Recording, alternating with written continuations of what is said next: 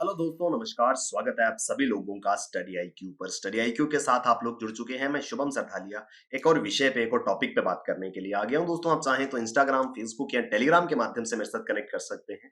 कोई भी आपका डाउट है, कोई आपकी क्वेरी है, आप मुझसे यहाँ पर पूछ सकते हैं। दोस्तों, हम जिस विषय पे बात करने वाले हैं वो दरअसल हरियाणा सरकार का हाल ही में लागू हुआ निजी क्षेत्र में आरक्षण प्रदान करने वाला कानून है। पिछले लंबे समय से इस कानून के ऊपर चर्चा जो है वो चल रही थी। इसी वर्ष ये कानून लागू हुआ था और इस कानून को लेकर के बहुत सारा संशय, स्केप्टिसिज्म जो है वो बना हुआ है। विस्तार से समझेंगे क्या है ये कानून, किस तरीके से सरकार द्वारा इसको इंप्लीमेंट किया गया और क्या स्केप्टिसिज्म है, क्या संशय है जो इस कानून को लेकर के लोगों के अंदर या कंसर्न्ड बॉडीज के अंदर बना हुआ है। इन सभी बातों पर विस्तार से यहां डिस्कस करेंगे। अगर आप हरियाणा राज्य के अंदर किसी भी एग्जाम की तैयारी कर रहे हैं, studyIQ.com या studyIQ की ऐप पर आपके लिए बेहतरीन स्मार्ट कोर्सेज अवेलेबल है। इन कोर्सेज में एनरोल करें और अपनी प्रिपरेशन को बहुत शानदार बनाएं।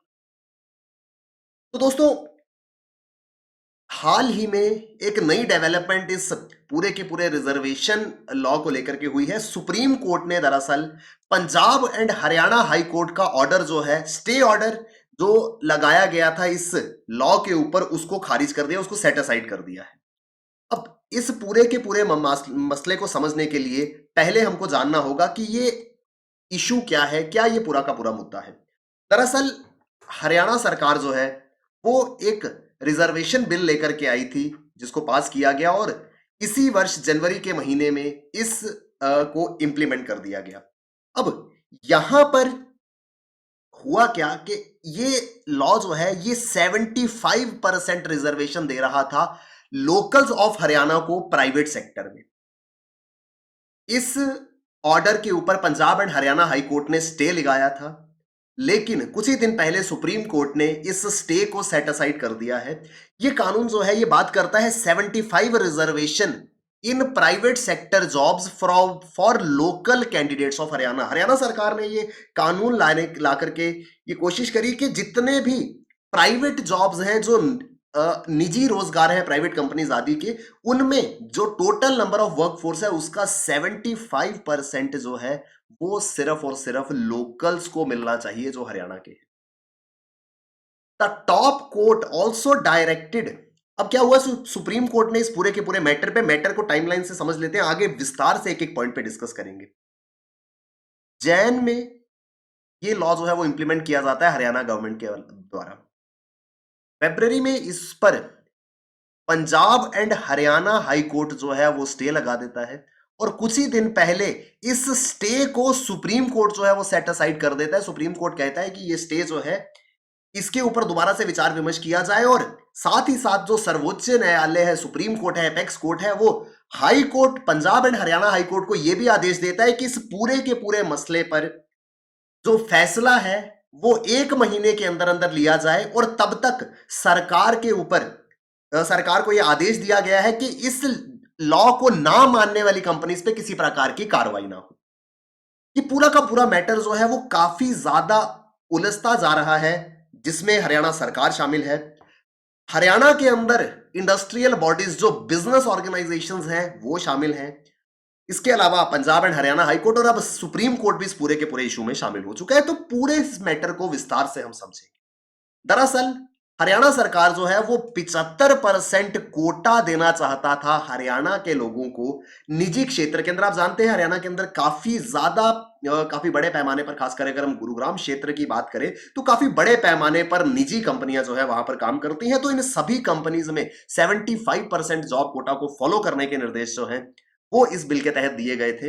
Haryana state employment of local candidates act 2020, ये एज अ बतौर बिल असेंबली के अंदर 2020 में पेश किया गया था। नवंबर 2021 में ये एनेक्ट हुआ और it came into force on January 15 2022। 15 जनवरी 2022 को ये लागू हो गया और इसका उद्देश्य ये था कि अब हरियाणा के अंदर जितनी भी निजी कंपनीज है वो अपनी वर्कफोर्स में 75% जो है वो हरियाणा के लोगों को जॉब्स देंगी। The act made it mandatory for employers to reserve 70% of jobs paying less than 30,000 a month for local residents। यहां पर एक इंपॉर्टेंट पॉइंट था कि सरकार ने इस बिल में, इस एक्ट में कहा कि वो जॉब्स जहां पर सैलरी 30,000 रुपए तक की है, उन जॉब्स में से 75% जॉब्स को रिजर्व कर दिया जाएगा लोकल्स के लिए। हालांकि पहले इस सैलरी ब्रैकेट को 50,000 रखा गया था कि 50,000 रुपए तक की सैलरी में जो जॉब्स है, जो 50,000 रुपए तक की सैलरी देती है, उन जॉब्स में 75% लोकल्स को मिलेंगे। लेकिन इसको रिवाइज कर दिया गया। State government had originally reserved jobs up to 50,000 rupees, 50,000 रुपए पगार तक के जॉब्स को सरकार ने सेट असाइड कर दिया था कि इनमें से 75% जो है वो लोकल्स को मिलेंगे। लेकिन इसका विरोध जो है वो उद्योगपतियों द्वारा, इंडस्ट्रियलिस्ट द्वारा किया गया।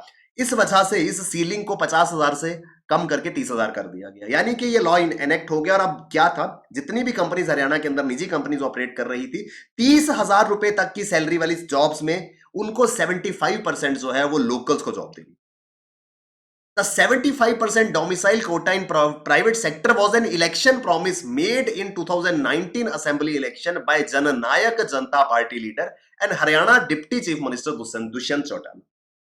अब हरियाणा के अंदर कोलिशन सरकार है जननायक जनता पार्टी और भारतीय जनता पार्टी की, जिसमें मुख्यमंत्री जो है वो भारतीय जनता पार्टी के हैं, जबकि उप मुख्यमंत्री जो हैं श्री दुष्यंत चौटाला वो जननायक जनता पार्टी के। और जननायक जनता पार्टी ने अपना इलेक्शन प्रॉमिस पूरा करने की कोशिश करी है। चुनाव के समय में उन्होंने एक वादा किया था, चुनावी वादा था कि लोकल्स को 75% जॉब्स जो है वो कोटा में दी जाएंगी, उनके लिए रिजर्व रखी जाएंगी। और अपने चुनावी वादे को पूरा करने का प्रयास वो कर रहे हैं। अब यहां पर पहले यह समझना होगा कि इस प्राइवेट सेक्टर कैटेगरी में निजी जॉब्स में कौन कौन सी कंपनीज फॉल करती हैं। All private entities considered as employers in this state fall under the ambit of the law. जितनी भी कंपनीज अगर वो प्राइवेटली ओन्ड है और हरियाणा के अंदर आती है, वो हरियाणा के अंदर किसी को सर्विस प्रोवाइड, जॉब प्रोवाइड कर रही है, वो एम्प्लॉयर है और इस कैटेगरी में आ जाएंगी। It will apply to all companies हो, चाहे ट्रस्ट हो, चाहे सोसाइटीज हो, चाहे पार्टनरशिप्स हो, चाहे लिमिटेड लाइबिलिटी पार्टनरशिप्स हो, सभी, यानी कि हर प्रकार के निजी व्यवसाय को इस कानून के अधीन आना होगा।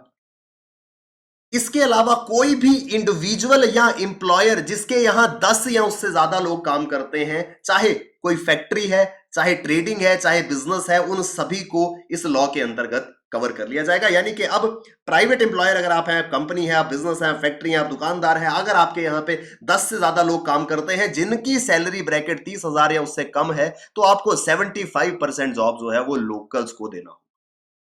ये पूरा का पूरा जो है वो कानून बना।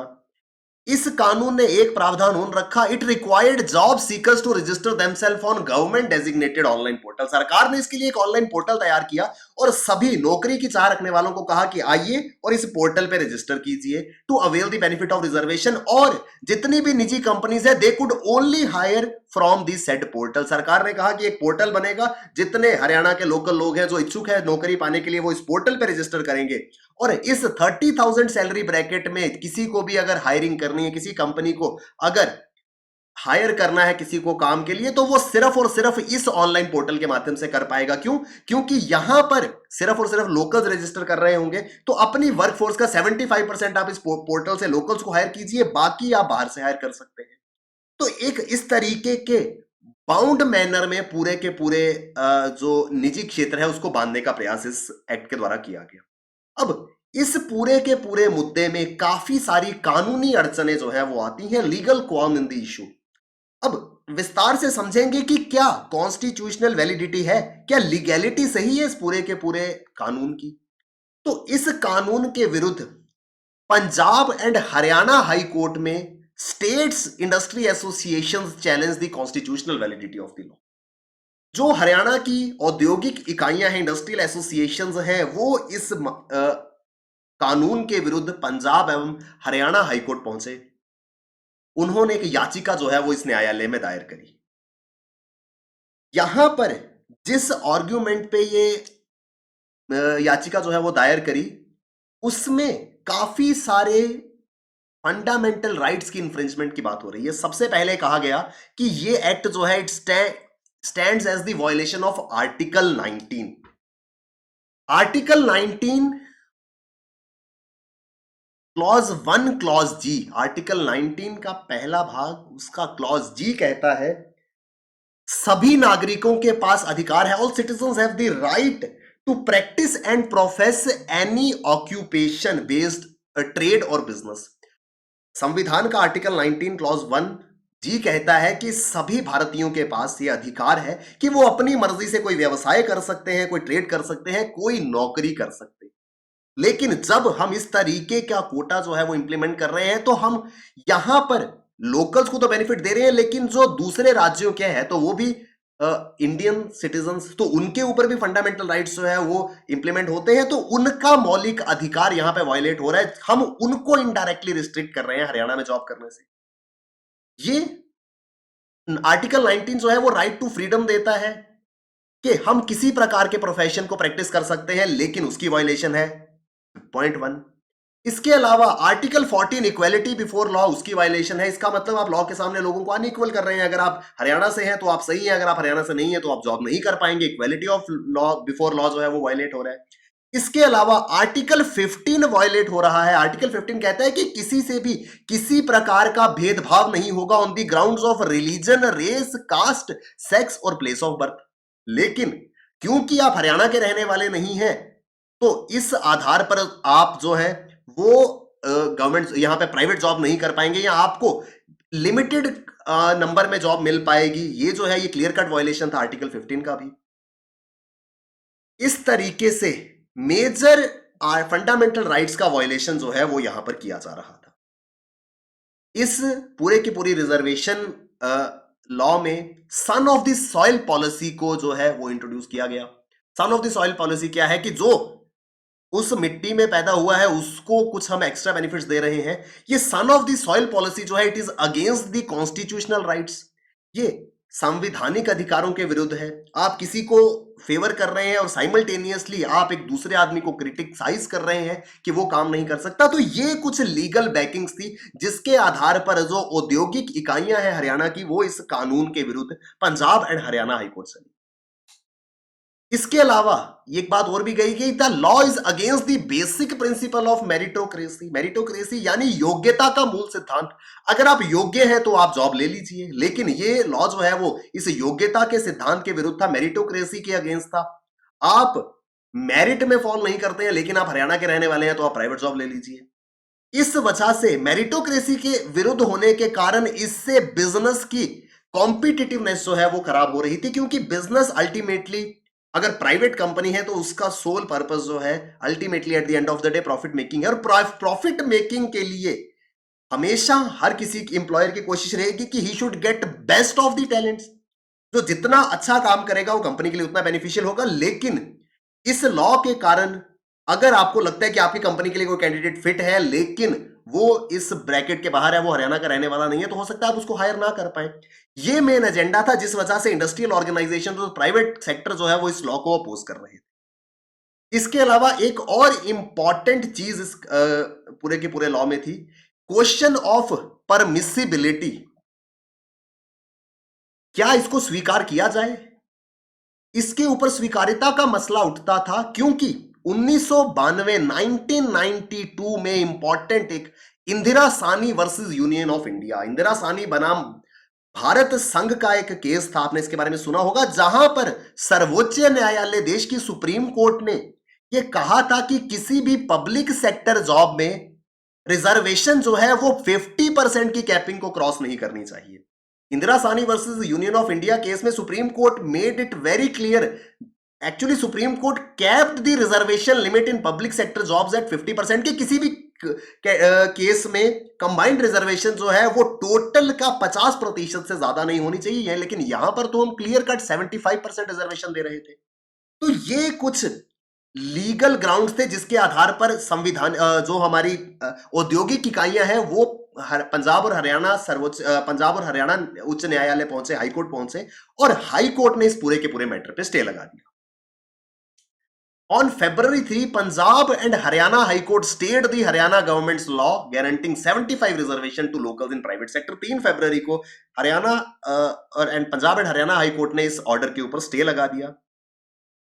जैसे ही हाई कोर्ट के अंदर स्टे लगा, हरियाणा सरकार जो है वो एपेक्स कोर्ट पहुंच गई द वेरी नेक्स्ट डे। 3 फरवरी को हाई कोर्ट ने स्टे लगाया, 4 फरवरी को हरियाणा सरकार जो है वो सुप्रीम कोर्ट चली गई हाई कोर्ट के इस आदेश के विरुद्ध। अब यहां पर हरियाणा गवर्नमेंट जो है, पहले उन्होंने लॉ जो है वो एनेक्ट किया, उसके अगेंस्ट हाई कोर्ट ने स्टे लिया, तो वो हाई कोर्ट के ऑर्डर के अगेंस्ट सुप्रीम कोर्ट पहुंचे। अब ऐसा तो है नहीं कि वो बिना किसी रीजन के सुप्रीम कोर्ट चले गए, they must also have some legal support. उनके अनुसार अब हमको यहां पर यह भी समझना था कि हरियाणा गवर्नमेंट कैसे इस लॉ को सपोर्ट कर रही है, उनके इसको लेकर के तर्क क्या है, उनके आर्ग्यूमेंट्स क्या है। अब हरियाणा सरकार का कहना है कि हम इस लॉ को क्यों लीगली वैलिड मान रहे हैं कि यहां पर जो रिजर्वेशन हमने बनाई है, it is merely on geographical classification. यहां पर भूगोलिक वर्गीकरण है which is permitted under the constitution. किसी को जेंडर, कास्ट, रेस, रिलीजन या प्लेस ऑफ बर्थ के आधार पर हम डिस्क्रिमिनेट नहीं कर रहे हैं, हम तो सिर्फ जोग्राफिकल क्लासिफिकेशन दे रहे हैं which is allowed. The law was enacted in the compelling situation of increasing unemployment in the state। उन्होंने कहा कि हमारी मजबूरी है ऐसे कानून को इंप्लीमेंट करना क्योंकि राज्य के अंदर बेरोजगारी बहुत बढ़ रही है। और उनका यह भी कहना था कि हम किसी को भी उसके प्लेस ऑफ बर्थ या रेजिडेंस के आधार पर डिस्क्रिमिनेट नहीं कर रहे थे, उल्टा हम उन लोगों को फैसिलिटेट कर रहे हैं जो जिनके पास हरियाणा का डोमिसाइल है, जो डोमिसाइल्ड है हरियाणा में। यानी कि इन आर्ग्यूमेंट्स के बेसिस पर जो हरियाणा सरकार है, उन्होंने इस हाईकोर्ट के ऑर्डर के अगेंस्ट सुप्रीम कोर्ट पहुंचे। उन्होंने सुप्रीम कोर्ट में यह भी बताया कि इस पूरे के पूरे मुद्दे पे हरियाणा हाईकोर्ट ने मात्र 90 मिनट की हियरिंग में, सॉरी 90 सेकंड की हियरिंग में जो है वो स्टे लगा दिया था, जिस वजह से हाईकोर्ट के ऑर्डर के अगेंस्ट हरियाणा सरकार अब सुप्रीम कोर्ट पहुंच चुकी थी। अब यहां पर सुप्रीम कोर्ट का इस मसले पे क्या फैसला आया है? 17 फरवरी को सुप्रीम कोर्ट ने पंजाब और हरियाणा हाईकोर्ट के फैसले को सेट असाइड कर दिया। उन्होंने इस स्टे ऑर्डर को सेट असाइड किया कि इसके ऊपर और ज्यादा विचार विमर्श करने की जरूरत है। सुप्रीम कोर्ट ने बात जो अपना रीजन दिया इसके पीछे, उन्होंने कहा कि high court had not provided sufficient reasons for providing law on the hold. Supreme court का कहना था कि हाई कोर्ट ने स्टे तो लगा दिया, लेकिन क्यों लगाया स्टे, उसके लिए पर्याप्त कारण जो है वो हाई कोर्ट ने नहीं दिए थे। इस आधार पर सुप्रीम कोर्ट ने हाई कोर्ट के फैसले को जो है वो सेट असाइड कर दिया। और इसी के साथ में सुप्रीम कोर्ट ने हाई कोर्ट को कहा कि एक्सपीडिटियसली डिसाइड करें इस रिट पिटीशन के ऊपर। इंडस्ट्रियल बॉडीज ने जो याचिका हाई कोर्ट में दायर करी थी, जिसके आधार पर उन्होंने स्टे लगाया था, इस स्टे के अलावा इस पूरी की पूरी याचिका पे जल्द से जल्द फैसला लें एंड टाइम बाउंड मैनर में it should not exceed a period of more than 4 weeks from February 17। 17 फरवरी को सुप्रीम कोर्ट का ऑर्डर आया। सुप्रीम कोर्ट का कह रहा है कि हाई कोर्ट को इस याचिका के ऊपर, इस रिट पिटीशन के ऊपर विद इन 4 वीक्स फ्रॉम 17 फरवरी जो है वो फैसला लेना होगा। तब तक के लिए ये स्टे ऑर्डर जो है इसको सेट असाइड कर दिया गया है, लेकिन तब तक हरियाणा सरकार जो है, हरियाणा गवर्नमेंट जो है, वो इस लॉ के को वायलेट करने वाले जो भी कंपनीज इस लॉ को फॉलो नहीं कर रही हैं, उनके ऊपर किसी प्रकार की कोई कार्रवाई नहीं करेगा जब तक हरियाणा हाईकोर्ट का इस रिट पिटीशन पे फैसला जो है वो नहीं आ जाता। तो ये अभी तक पूरा का पूरा मसला है। दरअसल ये इस पूरे के पूरे केस ने, इस पूरे के पूरे लॉ ने industrial bodies versus Haryana government, यानी कि औद्योगिक इकाइयां और हरियाणा सरकार को आमने सामने ला करके खड़ा कर दिया है। इंडस्ट्रियल बॉडीज जो है they are against the 75% reservation, where as Haryana government जो है वो इसको सपोर्ट कर रही है। अब दोनों के तर्क जो है वो समझेंगे किस वजह से इंडस्ट्रियल ऑर्गेनाइजेशन जो है वो इसको अपोज कर रही हैं। उद्योगपतियों का और उद्योग निकायों का कहना है, उन्होंने इस कानून को लेकर के अपना असंतोष व्यक्त किया है। उन्हें डर है कि इससे कॉम्पिटिटिवनेस जो है प्राइवेट बिजनेसेस की वो इंपैक्ट होगी, और अब कॉम्पिटिटिवनेस को सरकार आर्टिफिशियल तरीके से कंट्रोल करेगी। अभी तक प्राइवेट एंटरप्राइजेस जो है वो अपने तरीके से काम कर रही थी, लेकिन हरियाणा सरकार, ये ऐसा औद्योगिक इकाइयों का कहना है कि हरियाणा सरकार जो है वो आर्टिफिशियल तरीके से डायरेक्टली ना कंट्रोल करके इनडायरेक्ट तरीके से हमारी फंक्शनिंग और हमारी कॉम्पिटिटिवनेस को कंट्रोल करने का प्रयास कर रही है। इसके अलावा federation of Indian chamber of commerce and industry FICCI, जो कि एक लीडिंग बिजनेस ऑर्गेनाइजेशन है देश में, उन्होंने कहा है कि it would be a spell disaster for private investment in the state and will impede industrial development. FICCI का कहना है कि जो निजी निवेश हरियाणा के अंदर हो रहा है उस पे इसका बहुत गहरा असर पड़ेगा, क्योंकि प्राइवेट इन्वेस्टमेंट्स जो है वो आना बंद हो सकती है जब उन्हें इस तरीके के कानून का पता चलेगा, जो अल्टीमेटली राज्य के अंदर औद्योगिक विकास को बाधित कर देगा। ये टेक है इंडस्ट्रियल एसोसिएशंस का, जबकि हरियाणा सरकार जो है उनका कहना है कि इस लॉ से लोकल यूथ को बहुत ज्यादा फायदा होगा, क्योंकि उनके लिए नए नए रोजगार के अवसर पैदा होंगे। और सरकार ने अपने इस लॉ को सपोर्ट करते हुए यह भी कहा कि इस कानून की वजह से जो डिपेंडेंस है ऑफ बिजनेसेस की प्रवासी वर्कर्स पे, प्रवासी श्रमिकों के ऊपर जो डिपेंडेंस है, उन्होंने हरियाणा सरकार ने इस लॉ को फेवर में बताया है इंडस्ट्रियलिस्ट के या इंडस्ट्रीज के। उन्होंने, उनका कहना है कि इससे अब इंडस्ट्रियलिस्ट की जो डिपेंडेंस थी माइग्रेंट वर्कर्स, प्रवासी मजदूरों के ऊपर, वो काफी कम हो जाएगी, उनको लोकल वर्कफोर्स इजीली मिल जाएगी। उन्होंने एग्जांपल के तौर पर कहा कि राज्य के अंदर one of the biggest industrial unit, Haryana के राज्य के अंदर एक सबसे बड़ी औद्योगिक इकाई है मारुति उद्योग लिमिटेड। मानेसर के अंदर मारुति का मैन्युफैक्चरिंग प्लांट है।